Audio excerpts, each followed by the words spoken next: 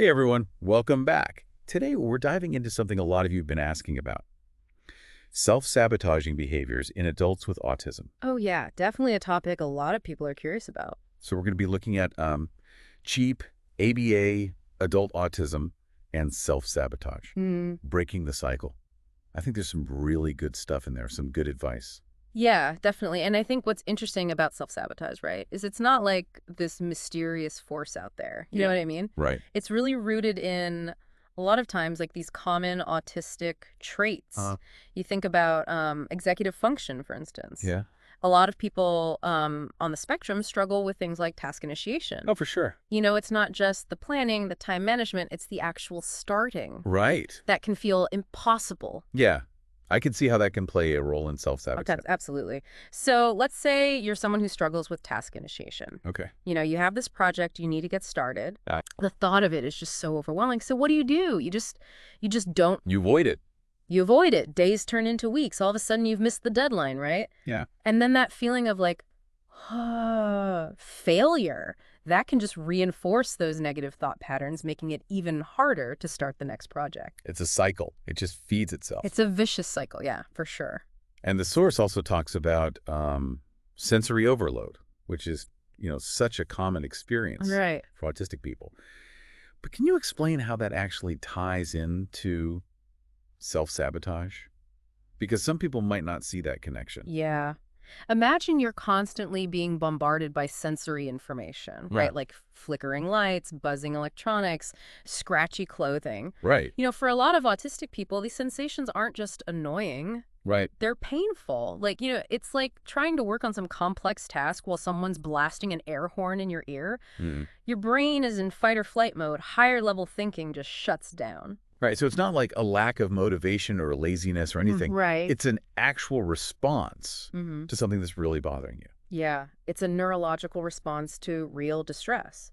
And what happens then is we start to develop these avoidance behaviors. Okay. So you might skip social events because the noise and crowds are just unbearable, Uh-huh. or you might turn down a promotion that requires you to work in like a busy open plan office. Right. And these choices are understandable, Yeah. but they can limit our opportunities and really reinforce that cycle of self-sabotage. It really limits you in a lot of ways. Absolutely. And then there's social anxiety, Right. which I know the source also emphasizes as a big one. Big one, very common for autistic people. You know, we might misinterpret social cues, we worry about saying the wrong thing, or fear judgment from others, right? Yeah. And so what happens, we avoid situations where we might feel exposed or uncomfortable. Like networking events. Networking events, exactly. Even if you know it could be helpful for your career. Yeah, even just like asking for help when you need it.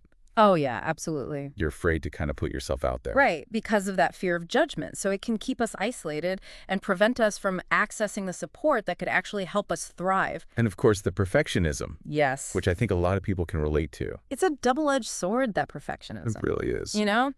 On one hand, it can drive us to achieve great things, but on the other hand, it can really set us up for failure. Right. Because if your standards are impossibly high, you're almost guaranteed to fall short, right? Right. And then you feel like, why even bother? Exactly. Why bother? So we don't start that project. Yeah. We don't apply for that job. We don't reach out to a friend. Right. We procrastinate. We tell ourselves, oh, I'll do it when I have more time, when I feel more confident. Yeah.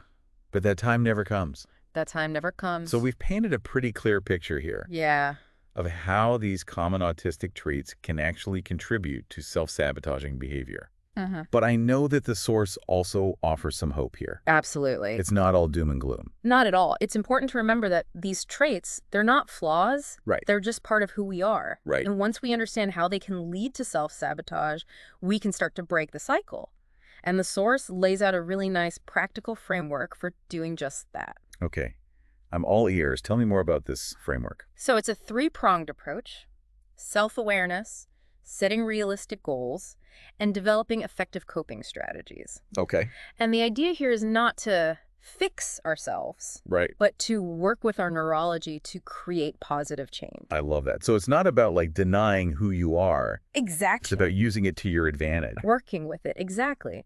And it all starts with self-awareness. We need to be able to identify our triggers, Okay. those specific situations or sensations that tend to set off those self-sabotaging behaviors. So for example, if you know that, like fluorescent lighting really triggers your sensory overload Mm. than maybe, working in a coffee shop or somewhere a little darker. Right. Find a dimly lit space. Yeah.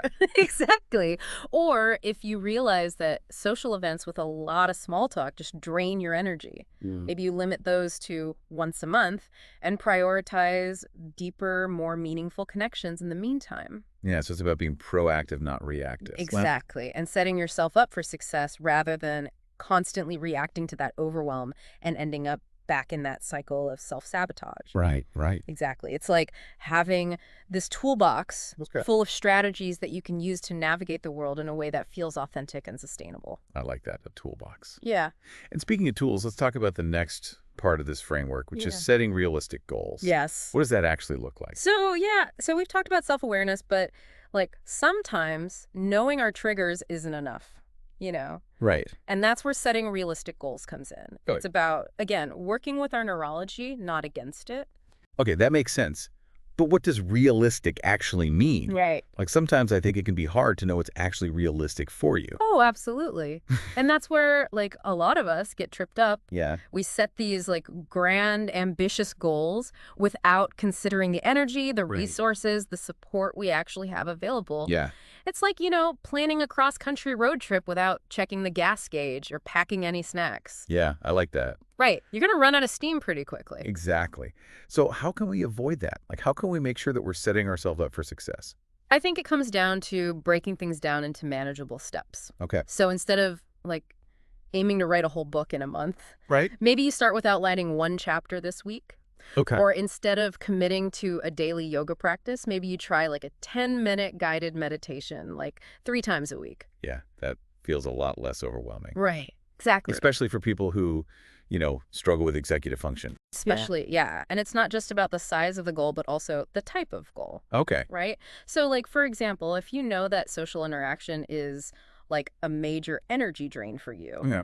maybe your goal isn't to attend like every party or networking event, Right. but rather to find like 1 or 2 social activities that genuinely bring you joy and focus on those. So it's about being really intentional with your energy. Exactly. And like you're saying, knowing your limits. Knowing your limits, aligning your goals with your values and your priorities. Yeah, I like that. And so this is where like the third prong of the framework comes in, developing effective coping strategies. Okay. Because even with self-awareness and realistic goals, Mm-hmm. there will still be times when we feel overwhelmed, Right. Correct. stressed, triggered. And that's when those self-sabotaging behaviors come back. Exactly. And that's why having this toolbox of coping strategies is so essential. Right. It's like a first aid kit for your mental health. Oh, I like that. Okay. Yeah. So what are some of the things that we should be putting in this mental health first aid kit?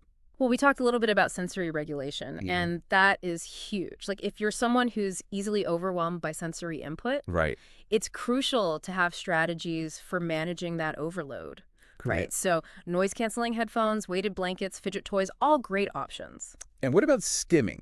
Because I know we talked about that a little bit earlier. Yes. But I think it's worth like really digging into that because I know there's still so much stigma around stimming, especially for adults. Absolutely. Like people think it's childish or inappropriate. Right. And it's viewed as this like negative thing. Right. But for a lot of autistic people, it's a vital way to regulate our nervous systems Right. and to cope with stress. So it's not just about like seeking out calming sensations, but also like releasing that pent up energy Yeah, exactly. or like anxiety. Exactly. So it's about finding those stimming behaviors that work for you, that are, socially acceptable in the context that you're in. Right. So it might be like discreetly fidgeting with a ring or doodling in a notebook, Right. listening to music on your headphones, So it's about honoring your sensory needs honoring those sensory needs and finding a way to meet them. and finding a way to meet them. That feels good for you. That feels good for you Yeah. in a way that feels authentic and comfortable. Yeah, and not feeling ashamed. Yes.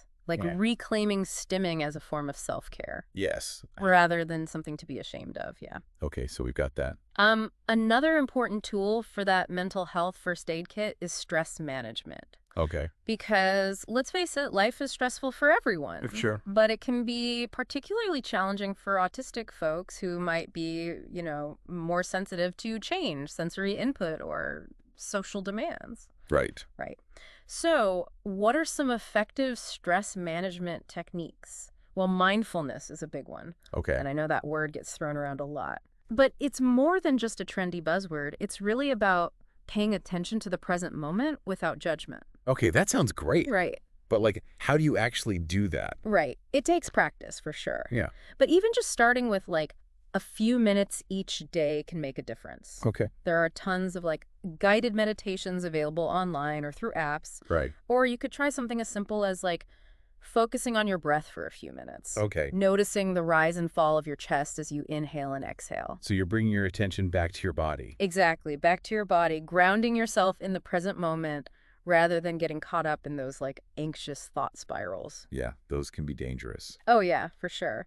And there are like other stress management techniques that can be helpful too. Okay. So deep breathing exercises can help calm your nervous system. Uh-huh. Progressive muscle relaxation can help ease tension in your body. And physical activity, whether it's like a brisk walk, a yoga class, or a dance party in your living room, Right, whatever works for you. can be a great way to release stress and boost those like feel-good endorphins. Yeah. And like you were saying before, it's about finding what works for you Finding what works for you. and incorporating it into your routine. Absolutely. And remember, self-care isn't selfish. Right. It's essential. Yes. Taking care of your physical, emotional, and mental health is the foundation for everything else. Okay, so we've talked about sensory regulation, stimming, stress management. Yeah. Anything else that we're missing in this first aid kit? Yes. We can't forget about social skills training. Okay. And this can be incredibly beneficial for folks who struggle with social anxiety, which, as we know, can be a major trigger for self-sabotage. Right. And social skills training sometimes gets, like, a bad rap. It does. Like, it's about masking or trying to, like, be someone you're not. Yeah. Which is not what it's about at all. Absolutely not. It's about learning practical strategies for navigating social situations more confidently and effectively. Okay. So it's about understanding social cues, developing assertiveness skills, and building genuine connections with others. So it's about giving you the tools you need to actually, have those social interactions. Exactly. On your own terms. On your own terms. Rather than feeling like you have to constantly adapt or pretend to be someone you're not. Right. Exactly. And it can be incredibly liberating. Yeah, for sure. So we've got a pretty full first aid kit now. Yeah. But what about, like, when we need more than a Band-Aid? Like What? when we're dealing with some really deeply ingrained self-sabotaging behaviors and we feel like we can't break free on our own. Yeah, sometimes you need a little more. Yeah, like you need more than just those, like, little at-home remedies. Right, exactly. Like, sometimes you need to call in the professionals. Exactly. And that's where, therapy can be so helpful. It's like, Yeah. having a personal trainer at the gym. They can guide you, motivate you, and help you push past your limits. I like that. Yeah. And in this case, our personal trainers could be therapists, counselors, coaches Right. who specialize in working with autistic adults. Because sometimes it's more than just, like, surface level stuff. Right. Like sometimes there's deeper issues going on. Absolutely. Like trauma or anxiety or depression. Yeah. And it can be really hard to unpack that stuff on our own. Right. And that's where a therapist can really help. Exactly. A skilled therapist can provide like a safe and supportive space Uh-huh. to explore those underlying issues and develop personalized coping mechanisms. Okay. So they can help you challenge negative thought patterns, build self-compassion, Yeah. develop a stronger sense of self-worth. And it's not just individual therapy, right? Right.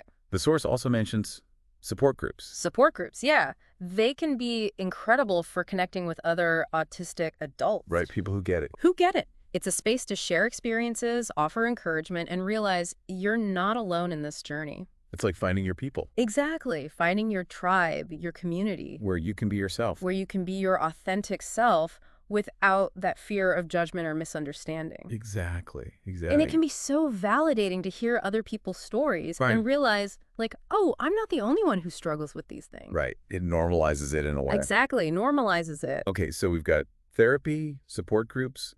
What about self-efficacy? Oh, that's a big one. Yeah. Because I think that can be tough. It can be so tough, especially for autistic people. Yeah. And this talks about that. Like, how do we advocate for our needs? Right. Advocating for our needs can feel really intimidating, especially if we've been kind of conditioned to believe that our needs are inconvenient or burdensome. Right. Like you're being demanding or difficult. Exactly. And so we've internalized that message, just suck it up. Right. Trying to fit in. Try to fit in, even if it's making you miserable. Right. And we just keep pushing ourselves. Yeah, but here's the thing. Advocating for ourselves, it's not selfish. It's not. It's essential. Right. It's about communicating our needs clearly and respectfully, setting boundaries, and creating environments where we can actually thrive. So it's about saying like, hey, I need this. Exactly. Or I can't do this. Exactly. Or I need a break. Or whatever it is. Whatever it is. You're not trying to be difficult. Not trying to be difficult. You're just trying to meet your needs. They're just trying to get your needs met. Exactly. Right. So it might look like, requesting accommodations at work. Like a quieter workspace or... Quieter workspace, flexible hours. Yeah. Or setting boundaries with family and friends. Boundaries, yeah. Like letting them know, hey, I need some downtime after social events. Right. This is what I need to do to take care of myself. Exactly. And it takes practice. Oh, for sure. But the more we advocate for ourselves, the more confident and empowered we become. I think that's true for everyone. It is. Whether you're autistic or not, like... Absolutely. The more you advocate for yourself, the stronger you feel. The stronger you feel. And it can have this ripple effect across all areas of our life. Right. It gives you confidence. Confidence, yeah. Okay. So we've covered a lot of ground here. We have. We've talked about how common autistic traits can lead to self-sabotage. And all these different strategies we can use to break free. Exactly. Self-awareness, realistic goals, effective coping mechanisms. Yeah. The importance of seeking support. But I'm curious, like, what happens when we actually put all this into practice? Right. What does life look like on the other side of self-sabotage? Ooh, that's the exciting part. Yeah, tell me. Because the benefits of overcoming self-sabotage are like truly transformative. It's like stepping out of a fog and into the sunshine. Okay, I love that imagery. Paint me a picture. What does that look like? What does that feel like? Okay, so first and foremost, you experience this like profound increase in self-esteem. Okay. You start to see yourself as capable, worthy, deserving of good things. That's huge. It is huge. I think a lot of self-sabotage comes from that feeling that you're not good enough. Absolutely. You're constantly fighting against yourself. But when you start challenging those negative beliefs and replacing them with positive self-talk, your whole world shifts. And with that increased self-esteem comes resilience, too. Oh, absolutely. So setbacks and disappointments, they don't derail you anymore. Okay. You see them as opportunities for growth and learning. You develop this more like flexible and adaptable mindset. And your relationships probably improve, too, right? Yeah. Big time. Because you're able to communicate more effectively, set healthy boundaries, and build stronger connections with people who value and respect you. So it's like everything starts to fall into place. Like a domino effect. The positive changes in one area of your life spill over into all the others. Okay, so increased self-esteem, resilience, better relationships. What else? Well, you're also more likely to achieve your goals. Right. Because you're not holding yourself back. You're not holding yourself back. You're able to focus your energy on what truly matters to you. Yeah. And you're less likely to get sidetracked by those like self-defeating thoughts and behaviors. You might actually finish that project you've been putting off. Exactly. Or apply for that job. Apply for that job, yeah. And the sense of accomplishment that comes with achieving those goals further reinforces your self-belief. It's like a cycle, a positive cycle. It's a beautiful cycle. The more you believe in yourself, the more you achieve. And the more you achieve, the stronger your self-belief becomes. I love that. It's so powerful. And ultimately, it leads to a more fulfilling and authentic life. Okay. Because you're no longer living according to someone else's expectations or trying to fit into a box that doesn't suit you. Right. You're free to be yourself. You're free to be your true, amazing, autistic self. Yes. And that's what makes it all worthwhile. Exactly. It's so rewarding to see someone break free from that grip of self-sabotage.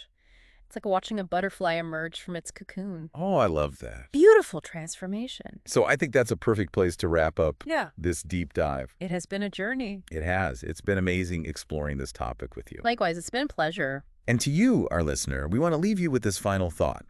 What small step can you take today to become more aware of your own self-sabotaging behaviors? Maybe it's journaling about your thoughts and feelings, paying attention to your body's signals when you're feeling overwhelmed, or maybe it's reaching out to a therapist or joining a support group. The important thing is to start somewhere. Start somewhere, exactly. Because even a small step can lead to big changes. Absolutely. You are not alone. You've got this. And you are capable of incredible things.